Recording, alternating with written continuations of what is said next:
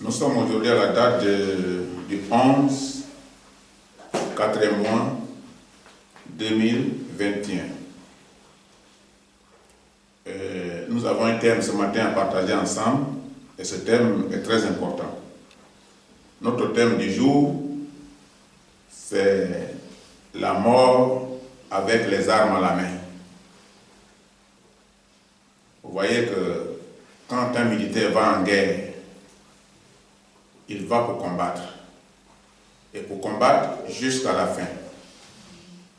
Même s'il doit mourir, il meurt avec les armes à la main. Et c'est ce combat que les premiers ont fait face à Pharaon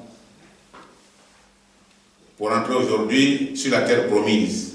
Quand on parle aujourd'hui d'Israël, qu'on dit que c'est un pays puissant, c'est par rapport au combat qu'ils ont mené avec l'appui de l'Éternel. Et qu'est-ce que la mort avec les armes à la main? La mort avec les armes à la main sous-entend que la personne s'est battue jusqu'au bout pour défendre sa cause si elle avait l'occasion. C'est ce que le militaire fait. Il se bat jusqu'au bout. Et s'il devait mourir en guerre, il se bat jusqu'au bout, avant de mourir. Et la Bible dit que nous devions nous battre avec les armes à la main. Donc pour le chrétien, c'est la lutte contre le péché. La lutte contre tout ce que Satan nous propose dans ce monde actuel. Et nous devons nous battre. Et le combat n'est pas pour un jour, n'est pas pour une semaine. Le combat est un combat perpétuel. Pendant que nous sommes vivants. Autant que cela est possible. Donc la lutte contre le péché, pour un enfant de Dieu, est l'un des besoins les plus fondamentaux de la vie chrétienne. Il faut lutter contre le mal. Parce que Satan est venu pour injecter dans la vie de l'humanité l'esprit du mal. Et aujourd'hui, tout a changé. Le mal est devenu bien et le bien est devenu mal. Nous allons consulter Matthieu 27, verset 5. Dans Matthieu 27, verset 5, la Bible dit: Judas jeta les pièces d'argent dans le temple, se retira et alla se pendre. Voilà quelqu'un qui a travaillé avec le maître. Et finalement, il a rendu l'effectif incomplet parce qu'ils étaient 12. Il n'a pas continué le combat. Parce qu'il a été emporté par les choses du monde, l'argent. C'est ce qui fait souvent que le chrétien abandonne l'église. Quand il voit que tout ce qu'il faisait avant pour avoir de l'argent, maintenant il ne peut plus le faire parce qu'il est privé à cause de l'évangile, il abandonne la foi. Et il retourne dans le monde. Il n'a pas résisté, il n'a pas combattu jusqu'au bout. La Bible dit que Judas n'a pas résisté face aux tentations. Et chacun de nous est parfois confronté à une tentation. Tant que nous sommes dans la chair, nous sommes tentés. Et Judas, en son temps, il était tenté par l'argent. Il voulait être riche parmi les disciples de Christ. Mais quand il s'est rendu compte de ses actes, il rapporta les pièces d'argent aux grands prêtres et aux anciens de la synagogue en disant: j'ai péché, en livrant un sang innocent. Il avait pris le chemin de la repentance. Quand il s'est rendu compte de ses actes, Souvent, nous nous rendons compte de nos actes, mais nous refusons de nous repentir. Mais le mal, c'est que il a pris le chemin de la repentance, mais finalement, il n'a plus continué. Il s'est arrêté. Et beaucoup de chrétiens le font. Ils se rendent compte du mal, l'Esprit de Dieu parle dans leur cœur, mais ils hésitent, et finalement, ils refusent. Ils cèdent à Satan. Il lui donne l'opportunité. Et il continue de servir l'ancien maître. C'est ce que Judas a fait. D'après la Bible, Judas s'est suicidé. Mais le suicide n'est pas une solution qui met fin à son péché. De même que nous, souvent nous disons, je vais me suicider, je vais mourir. J'ai trop de problèmes. Mais le suicide n'est pas une solution favorable. Et quand tu lis la Bible, tu comprendras que le suicide n'est pas une solution favorable. Et ceci n'a pas été favorable à Judas. Judas a pensé qu'il ne pouvait plus vivre en présence du maître et les disciples, ses collaborateurs. Alors qu'est-ce qu'il faut faire? Il faut lui-même là se donner la mort, mettre fin à sa vie. Et comme ça, le problème est terminé. Mais plus pire, le problème devient grave. Parce qu'il ne peut plus revenir à la vie pour se repentir. Quand nous péchons, la solution est de nous repentir et chercher le pardon de Dieu. La solution n'est pas aller se donner la mort. Il faut chercher la solution en Jésus-Christ. Par la prière, par la repentance, par la réconciliation avec Dieu. Donc une personne qui se suicide n'est pas sauvée. Mais elle ne fait que se précipiter, elle ne fait que précipiter son arrivée en enfer. Parce que tu n'as pas lutté. Il fallait d'abord lutter jusqu'à la mort. Si ça doit te coûter l'enfer, si ça doit te coûter le salut, il faut aller jusqu'au bout. Ce que Judas n'a pas fait. Premièrement, il n'a pas résisté devant la tentation. Il a péché, il a vendu le maître pour des petits jetons. Il pensait qu'on lui allait donner beaucoup d'argent pour qu'il soit riche. Mais on ne lui a pas donné beaucoup d'argent. On lui a donné des centimes. Et il a vu que ces centimes étaient en contradiction avec ce que lui voudrait. Qu'est-ce qu'il va se passer? Il retourne cet argent. Il envoie ça aux grands prêtres et aux anciens de la synagogue, à l'église. Il leur dit, j'ai péché, j'ai vendu un sang innocent. Et cet argent-là, je ne veux plus de ça. Les prêtres lui ont dit, l'argent là aussi, nous aussi, on ne veut plus de ça. C'est l'argent du sang, c'est de l'argent souillé. Ça ne peut plus rentrer dans le temple. Maintenant, qu'est-ce qu'il faut faire? Il devait aller vers le maître. Pour dire, Seigneur, j'ai péché contre toi. Jésus était encore là au milieu d'eux. Il ne l'a pas fait. Il s'est retiré, il s'est pendu. Et la Bible dit que ce n'était pas la solution. En faisant cela, c'est précipiter son arrivée en enfer. Mais la raison en aura été son refus du salut en Christ. Parce que d'abord, il a la connaissance de la vie du maître.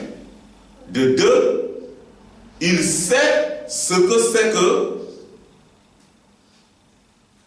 la vie du disciple. C'est comme nous les chrétiens aujourd'hui. Tous ceux qui se réclament de Christ sont des disciples. nous sommes appelés chrétiens, chrétiens qui veut dire petit Christ. Mais est-ce que nous résistons? Ou alors nous sommes emportés par l'amour de l'argent qui nous conduit à faire de n'importe quoi avec notre vie? C'est ce que Judas a fait. Il a fait de n'importe quoi avec sa vie.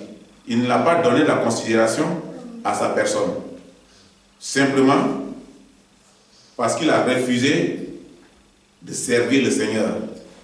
Et il a perdu son salut en Jésus-Christ. Et sa repentance n'a pas été finalement faite. Sa repentance. Et la repentance et le suicide ont une différence. Suicide n'est pas le bon choix. Par contre, la repentance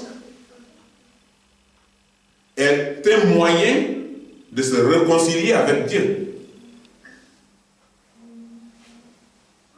Quand nous péchons, nous devons nous repentir. La nouvelle naissance, qu'est-ce que c'est? C'est que nous sommes devenus une nouvelle personne en Jésus-Christ. Nous sommes nés de nouveau. L'ancienne vie en nous doit disparaître. Donc la nouvelle naissance doit apporter un changement dans notre vie sur la base de la foi en Jésus-Christ. Parce que c'est par rapport à ça que nous parlons de la nouvelle naissance, que nous sommes nés de nouveau. Parce que notre identité a changé. Nous sommes devenus maintenant les enfants de Dieu. Nous sommes des disciples de Christ. Alors, si nous sommes repentis, notre vie devient maintenant une vie qui est basée sur la foi en Jésus-Christ. Car le chrétien le plus consacré, c'est celui qui est engagé dans un combat très rude et continuel, sans arrêt. La Bible n'a pas dit que quand tu deviens chrétien, les problèmes sont terminés. Au contraire, quand tu deviens chrétien, les épreuves commencent. Parce que c'est par rapport aux épreuves que ta foi va s'augmenter. C'est par rapport aux épreuves que tu vas demeurer dans la foi. C'est par rapport aux épreuves que tu vas prier. C'est par rapport aux épreuves que tu deviendras quelqu'un de juste et de fidèle. Parce que l'épreuve va te permettre de chercher davantage l'Éternel. C'est ce que la Bible nous dit. Donc, c'est un combat jusqu'à la mort. Un combat jusqu'à la mort. Et nous avons une arme dans notre main ce matin, c'est la Bible. Le chrétien a une arme. Dans la Bible, il y a tout. La Bible n'est pas comme le journal que fabriquent nos journalistes avec des mensonges. La Bible est un journal complet. Parce que c'est un journal de Dieu. Elle t'informe sur les choses d'hier. Elle t'informe sur les choses d'aujourd'hui. Mais elle t'informera sur les choses de demain. Même jusqu'au ciel. Donc nous avons une arme. C'est une arme puissante que nous avons. Cette arme, c'est la Bible. La parole de Dieu. Mais qu'est-ce qui peut nous aider à décider de sortir du péché? Ou des traditions et des coutumes de nos parents pour se rattacher à Jésus-Christ comme Seigneur.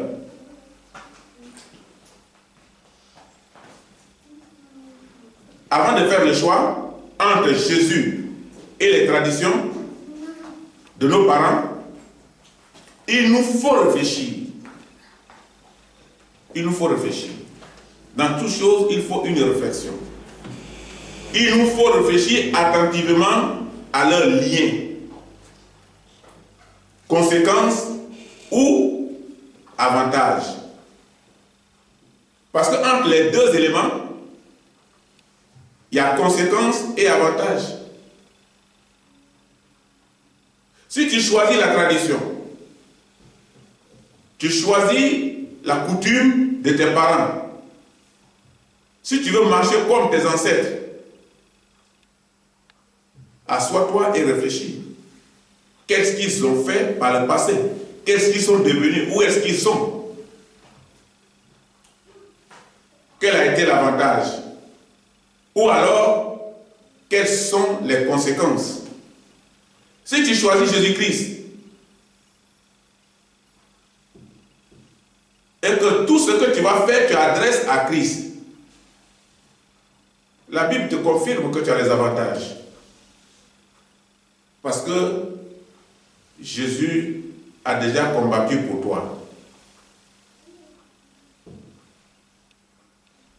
Il y a des avantages et des inconvénients dans tout ce que nous entreprenons. Comme par exemple, une personne qui veut que les esprits des morts interviennent dans sa vie. Comment vous comprenez ça? Quelqu'un qui veut que les esprits de mort interviennent dans sa vie. Il s'adresse aux esprits de mort, alors qu'il sait qu'il ne voit plus de mort. Quand il va au cimetière, il ne voit que des tombes. Et à ces tombes-là, s'il veut parler, il peut parler. Il peut dire tout ce qu'il veut.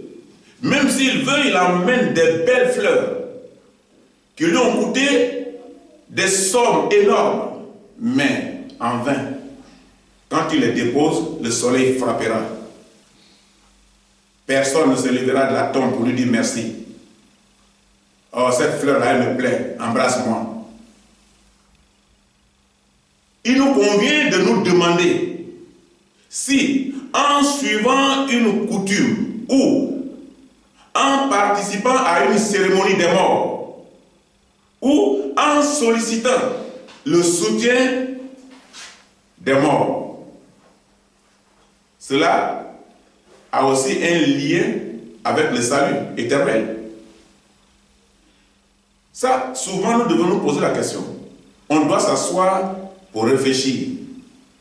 Est-ce que cela a un lien avec le salut éternel en Jésus-Christ?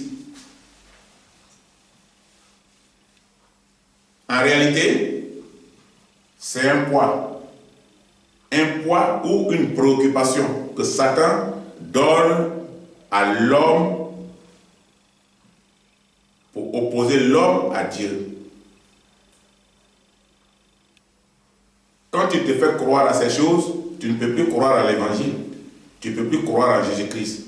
Tu ne peux plus croire que la parole est vraie. Parce que ces pratiques-là vont te gagner. Quand nous lisons dans Matthieu 11, verset 28, Matthieu, chapitre 11, verset 28, la Bible dit: venez à moi, vous tous qui êtes fatigués et chargés, et je vous donnerai du repos. Ici, la Bible s'adresse à quelqu'un qui est fatigué, quelqu'un qui est chargé, qui est fatigué, qui cherche Dieu. Venez à moi est un appel de Dieu aux pécheurs. Il appelle le péché. Il dit: toi, viens à moi pendant que cela est encore possible. Donc c'est un appel de Dieu qu'il lance aux pécheurs. Et quand nous étions encore païens, nous faisons des choses qui vont dans nos intérêts ou dans l'intérêt de notre famille.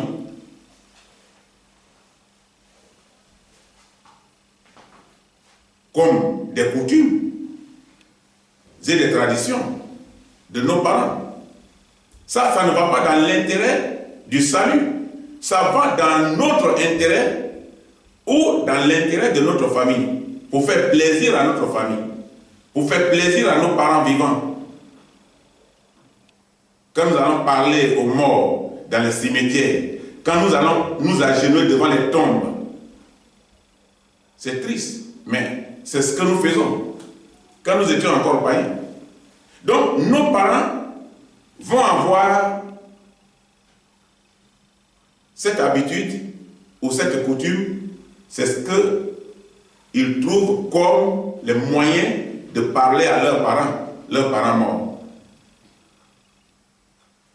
Mais c'est quand même difficile à comprendre. Parce que nos parents vont voir parfois les charlatans pour faire réussir leurs enfants. Donc pour faire réussir tes enfants, il faut aller voir les charlatans. Pour faire réussir ton enfant, dis-lui d'étudier. S'il a besoin d'une possibilité de renfort, il faut le faire. Le charlatan ne peut rien faire. Il y a une histoire comme ça d'un jeune élève dont les parents sont allés voir les charlatans et on lui a donné un bic. Et on dit le bic va écrire seul. Il est parti, il est assis tranquillement devant la fiche d'examen. Pendant que les autres sont en train de se chauffer la tête, il est tranquille. L'heure passe, le temps passe. Maintenant, quand il voit que l'heure passe, il commence à trembler, il dit bic, il faut écrire, bic. Mais bic ne peut pas écrire. Il pleure. Il a troublé la salle. Mais comment le bic peut écrire seul? Le bic ne peut pas écrire seul. C'est toi qui vas écrire avec ce bic-là. L'encre qui est dedans, là, c'est toi qui vas faire couler ça. Par ton intelligence, par ta compréhension, par ta sagesse. Pour réussir ta vie. Mais le charlatan, lui, a dit que le bic va écrire seul. Et il a cru à ça. Et il a convaincu son enfant. Et son enfant a échoué lamentablement. Voilà ce que la coutume réserve à nos parents. Ils consultent les devins et les astrologues. Que même parfois, les magiciens, que la Bible interdit. Voilà Lévitique 19, verset 31. Lévitique chapitre 19, verset 31. Qu'est-ce que la Bible dit? Ne vous tournez point vers ceux qui évoquent des esprits, ni vers les devins. Ne les recherchez point, de peur de vous souiller avec eux. Je suis l'Éternel, votre Dieu. Voilà ce que la Bible dit. La Bible est claire. Ces choses-là viennent de Satan. Ça ne peut pas vous aider. Satan ne peut jamais vous aider. Ne vous tournez pas vers ces choses. Ces choses sont formellement interdites par la Bible. Nous étions dans les cérémonies des morts. Nous adorons des idoles. Voilà ce que la Bible vient de nous dire. Nous pratiquons des mensonges. Ce sont des mensonges. Des escroqueries. Ceux qui le font sont des escrocs. Parce qu'il ne le fait pas zéro. Il va te demander de l'argent. Des infidélités. Nous sommes idolâtres en ce moment. Nous ne sommes pas fidèles à Dieu. Parce que nous sommes joints à ces personnes. Et beaucoup d'autres choses. Mais dans cette charge inutile, la Bible nous demande de répondre à l'appel du Seigneur Jésus-Christ pour avoir un repos éternel. Ce matin, nous recevons l'appel de Christ pour avoir un repos éternel. ne cherchez plus cette pratique-là. Cette pratique-là, c'est une pratique qui conduit à la mort et non à la vie éternelle. La Bible nous apprend qu'à partir du moment où nous croyons vraiment en Christ, Jésus-Christ, comme sauveur et rédempteur, nous sommes sûrs d'avoir la vie éternelle. Nous sommes sûrs d'avoir la vie éternelle. C'est une assurance. Parce que Christ a remporté une victoire totale à la croix de Golgotha. Et Satan ne peut lui faire face dans aucun domaine avec succès. Il ne peut pas. Tout est fermé, tout est bouché. Parce que Jésus-Christ a reçu le pouvoir de dominer et il a dominé. Mais pourquoi tu peux rester Jésus pour aller vers les morts? Pourquoi cherchez-vous celui qui est vivant parmi les morts? Tu t'en vas t'incliner devant un cercueil et tu parles au cercueil. Tu parles à la tombe. Si la machine vient tout de suite pour déblayer le cimetière, c'est les eaux qui vont sortir. Personne ne va se plaindre. Tu es en train de détruire ma maison. Je suis là. Personne ne dira ça. Il y a des cimetières qu'on balaye souvent tout. Et puis on construit là-bas. L'État dit que ici on va changer de cimetière. Et c'est devant ces cadavres-là que tu parles. Et tu attends la réponse. Lors de l'enterrement de la mort d'un parent proche, ou la mort en général. Quand nous étions encore païens, selon les traditions de nos parents, nous croyons que son âme ou son esprit sera accueilli au ciel. Pour certains, il sera accueilli par les ancêtres de nos tribus. Comment vous croyez à les choses comme ça? Mais quand nous étions païens, nous pensons à ça. Nous croyons à ces choses pareilles. Que son âme sera accueillie au ciel. Ou son âme sera accueillie par nos ancêtres. Et souvent on met beaucoup de kaolais, on prend beaucoup de choses sur nous, et on s'en va au cimetière, on danse, on parle aux morts. Quand la fête de mort arrive, vous constatez qu'il y a des gens qui vont pour nettoyer le cimetière, pour peindre de nouveau les tombes. C'est triste. Et après, ils parlent à ces morts et ils viennent à la maison. Comme ce monsieur malheureux que j'ai vu ici à Saragosse là, qui à tous les 4 heures du matin, il doit se lever pour aller parler à sa femme. Il m'a salué, j'ai répondu et je lui ai dit, mais tu vas où? Au travail? Il m'a dit non. Je m'en vais saluer ma femme. J'ai dit, elle travaille quelque part, elle a passé la nuit? Non, elle est au cimetière. Il m'a fait quoi là-bas? Il dit non, elle est morte.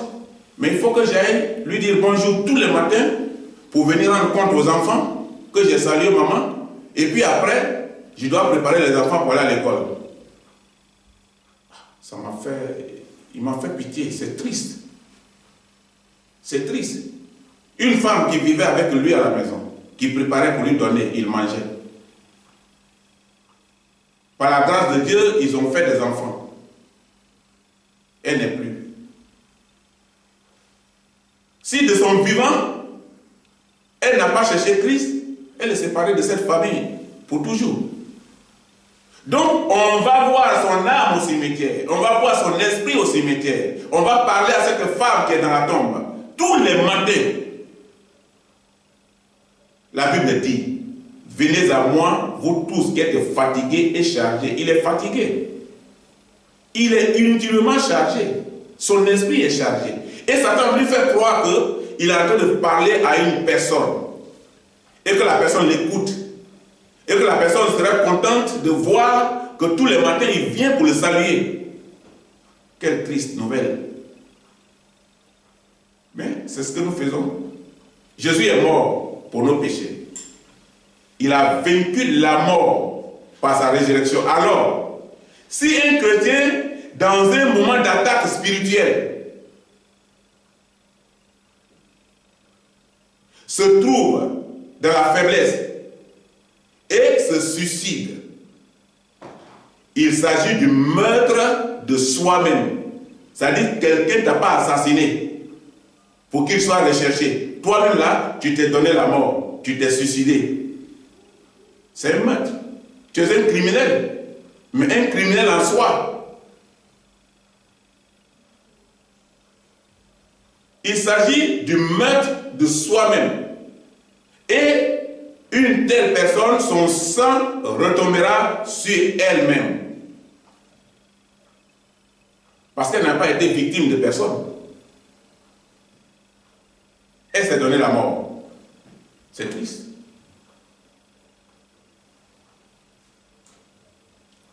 Si un homme se donne la mort par suicide, c'est se tuer lui-même. Il ne doit pas non plus chercher le secours des divins. Un homme qui a la Bible ne doit pas chercher le secours des divins. Il ne doit pas chercher le secours des astrologues. Il ne doit pas chercher le secours des charlatans. Il ne doit pas chercher le secours des féticheurs. Celui qui a la Bible doit toujours chercher le secours de Dieu. Sa force doit venir de la prière. Et non des astrologues. Et non des charlatans. Et non des féticheurs. Tout ça là, ça existe. Mais ce sont les produits de Satan. Et c'est dispensé par les agents de Satan, les disciples du diable. Quand nous sommes dans des coutumes et des traditions de nos parents, païens, nous travaillons directement ou indirectement avec Satan, comme membre de son royaume et de son gouvernement. La vie chrétienne est un combat permanent. Il faut résister. Il faut résister. Il faut résister jusqu'à la fin, jusqu'à la mort. Mais combien de temps allons-nous rester aveugles et ignorants? Combien de temps? Jusqu'à la mort ou jusqu'au retour de Jésus-Christ. Combien de temps nous allons rester aveugles et ignorants? Parce que cette pratique des idoles ou tradition à laquelle nous prenons part nous fatigue et nous charge, mais elle ne nous donne pas droit au salut éternel. Voilà la différence. Au village, on peut nous connaître comme un bon traditionnel. Même ici en ville, nous sommes ici à Saragosse et nous voyons ici des situations malheureuses comme ça. Des gens qui vont ici au cimetière pour adorer les morts. Je connaissais ici une femme ivoirienne. Quand la fête de mort arrive, elle étale toutes les photos des morts de sa famille, les photos de sa mère. Et tout ça là, c'est dans le salon. Et on doit défiler devant ces choses aujourd'hui, on doit s'incliner, on doit parler à la mère. Quelle triste vie. J'ai eu à parler avec elle, parce qu'elle était ma brebis. Elle m'a dit, non, c'est la coutume. Je dit, mais si tu viens à l'église, tu n'es plus dans une telle coutume. Parce que ce n'est pas biblique. Elle m'a dit, à l'église catholique, on accepte. Je dis, ici, ce n'est pas catholique. Ici, là, ce n'est pas problème de religion. La religion ne sauve pas. La religion, c'est un masque. On peut aller dans n'importe quelle religion, et si on n'a pas reçu la vérité, on meurt. Moi, je te parle de ce qui est écrit. Elle n'a pas supporté, elle est partie. Parce que pour elle, la tradition est réelle, c'est véritable. C'est normal qu'elle s'incline devant sa mère, qu'elle parle à sa mère. Son mari faisait la même chose. Son mari, il parlait aussi à son père. Il partait chercher des pierres dans la mer à Barcelone. Il l'emmenait ici à Saragosse. Et il prenait ça comme des pièces qu'il doit déposer devant les photos de son père pour prier. À quoi cela a servi? Ça ne sert à rien. Tout ça là, c'est parce qu'on est aveugle. Mais on sera aveugle jusqu'à quand? Nous restons aveugles. Nous allons lire dans 1 Corinthiens 3, versets 16 à 17. Dans 1 Corinthiens 3, versets 16 à 17, la Bible dit: ne savez-vous pas que votre être, ne savez-vous pas que vous êtes le temple de Dieu et que l'Esprit de Dieu habite en vous? Si quelqu'un détruit le temple de Dieu, Dieu le détruira, car le temple de Dieu est saint. Et c'est ce que vous êtes. Voilà ce que la Bible nous dit. Donc, si nous sommes le temple de Dieu, comme ce que vient de déterminer la Bible, c'est que le suicide est un péché grave contre Dieu pour la destruction de son temple. Pour la destruction de son temple. C'est que c'est un péché grave contre Dieu pour la destruction de son temple. Donc, d'après la Bible, le suicide est un meurtre et on doit mettre en cause la foi de quelqu'un qui dit qu'il est chrétien et qui se suicide. Où il a mis ça où? C'est à partir de quel verset il a été édifié pour faire ça? Donc, aucune circonstance ne peut justifier son acte pour qu'il soit pardonné. Parce qu'il se donne la mort lui-même. La solution est dans la prière, quelles que soient les épreuves. Donc, c'est le royaume de Satan qui travaille au détriment des chrétiens et du temple de Dieu. C'est ce que la Bible nous dit, que nous sommes le temple. Donc si nous faisons des choses comme ça, c'est que c'est Satan qui est en train de travailler au détriment de l'homme et l'homme qui est le temple de Dieu. Donc c'est de ce royaume que vient des mauvaises pensées, le royaume de Satan, que vient des mauvaises pensées qui conduisent au suicide et qui nous détournent de l'enseignement biblique. C'est ça. Si Satan ne t'a pas convaincu, le Saint-Esprit va te convaincre. Mais si tu ne t'es pas laissé convaincre par le Saint-Esprit, Satan va te convaincre. Et tu vas devenir membre de son gouvernement, de son royaume. C'est ce que Satan nous fait. Donc, celui qui pense au suicide n'est pas encore fatigué. Il n'est pas fatigué. Mais il reste toujours chargé. Parce que ce qui te conduit au suicide, là, c'est la charge, c'est le problème. Donc, tu n'es pas fatigué. Tu n'es pas déchargé. Tu es encore fatigué et chargé. Cherche Christ. Une telle personne doit chercher Christ. La solution n'est pas aller à la mort. Donc, les chrétiens sont appelés à vivre pour Dieu. Et il appartient à Dieu seul de décider du moment de leur mort. Dieu seul. Ce n'est pas toi qui dois te donner la mort. Ni la mort à tes enfants, ni à ta famille. J'ai une fois appris une nouvelle triste comme ça. Quelqu'un qui dit que ses enfants ne vont pas rester sur la terre ici pour souffrir. Il a tué madame, les enfants, tout le monde, lui, c'est devenu la mort, tout le monde est mort. Mais ça, c'est quoi ça? Ça, c'est quoi? Si toi, tu es chargé, si toi, tu es porté par des esprits mauvais, si toi, tu ne peux plus te débarrasser des esprits mauvais, mais laisse les enfants vivre. Laisse madame vivre, laisse les enfants vivre.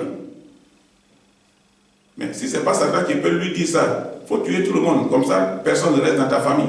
C'est Satan qui peut faire ça. Dieu, le Créateur, a créé l'homme et la femme. Et il a créé une famille. Et il a dit, vivez. Ce n'est pas ce Dieu-là qui a donné le souffle qui va tuer une famille de telle manière. C'est Satan qui inspire ça. Or, s'il avait la Bible, dès que Satan lui injecte ça dans l'esprit, automatiquement il va rejeter. Ce qui t'a chargé là, c'est ton problème.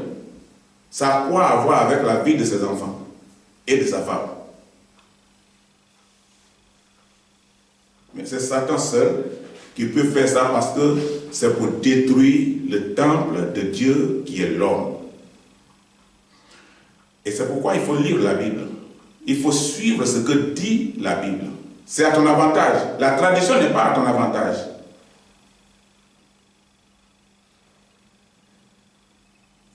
Le culte des morts est une prière à une personne disparue. Ce qu'on appelle le culte des morts. On prie et on s'adresse aux morts. Mais tu t'adresses à une personne disparue. Mais comment pouvez-vous imaginer recevoir des bénédictions en vous tournant vers les morts? Pour que le mort vous bénisse. Comment vous pouvez vous imaginer ça? Les morts qui sont des corps sans vie. Tu vas le taper, tu vas le taper, tu vas le taper, il ne peut plus se réveiller. Tu vas tout faire, même si tu veux, il faut découper ses pieds, il ne peut plus se réveiller. C'est des corps sans vie. Mais un chrétien qui se suicide ou qui se confie en une personne qui n'est plus en vie perdra sa récompense. Parce qu'il n'est plus dans le plan de Dieu. Car le mort a perdu le pouvoir de dialogue. À la maison là, dans chaque famille, il y a un dialogue. Quand ils sont autour de la table, ils dialoguent. Quand il y a un problème qui ne va pas, ils font une réunion de famille, ils dialoguent. Mais le mort a perdu. Il a perdu le pouvoir du dialogue. Il ne vient plus à la réunion. Il n'a plus ce pouvoir-là pour revenir à la réunion de la famille. Le mort a perdu le pouvoir du dialogue.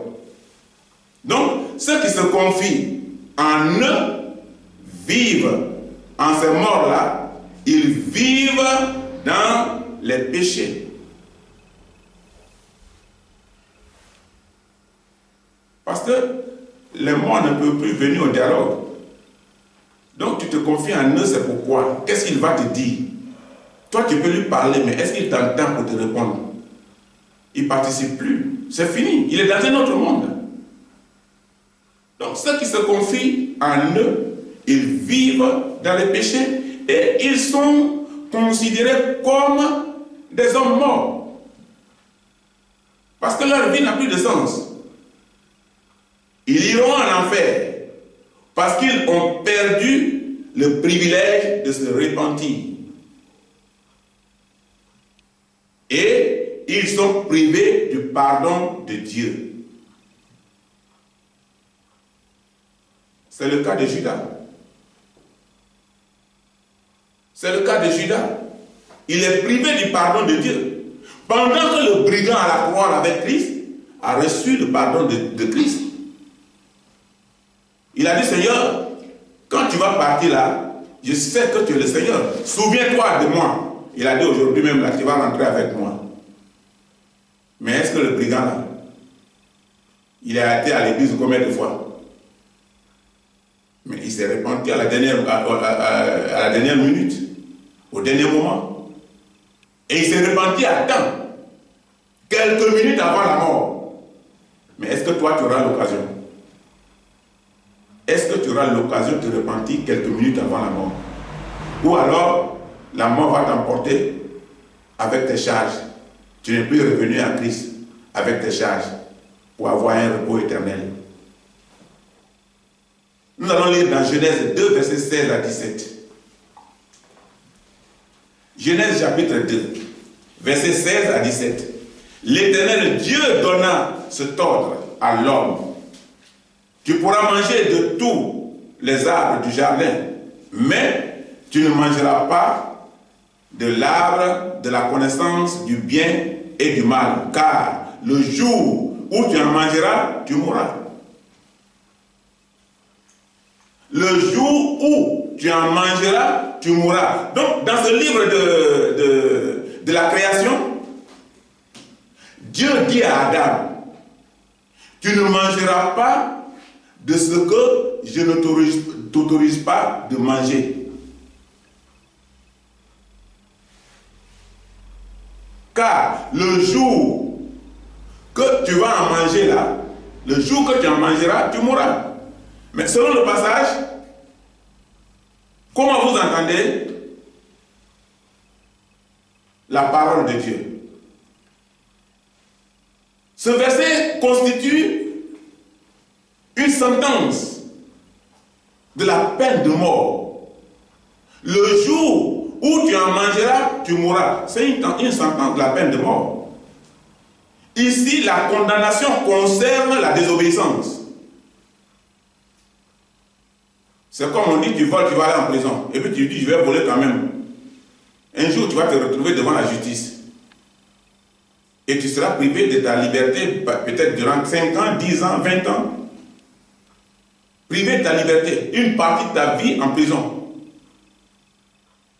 Mais tu comprendras, mais ça sera trop tard. Pendant que on te le disait, tu ne croyais pas. Mais le jour où tu vas te retrouver devant le juge qui va te condamner à 5 ans, 10 ans, 20 ans, tu te rendras compte que tu vas perdre une partie de ta vie en prison. Séparé ou privé de ta liberté.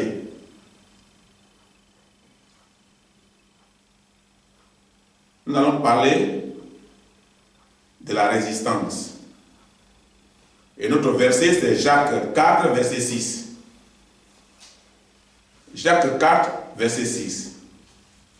Il accorde, au contraire, une grâce plus excellente. C'est pourquoi l'Écriture dit, Dieu résiste aux orgueilleux, mais il fait grâce aux humbles. Voilà ce que la Bible nous dit.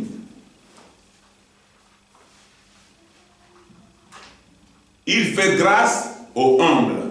Soyons humbles ce matin. Soyons humbles et résistons à Satan. Car nous avons vu l'amour de Dieu pour l'humanité. Voir son Fils unique, Jésus-Christ, mourir à la croix de Golgotha, à la place du pécheur.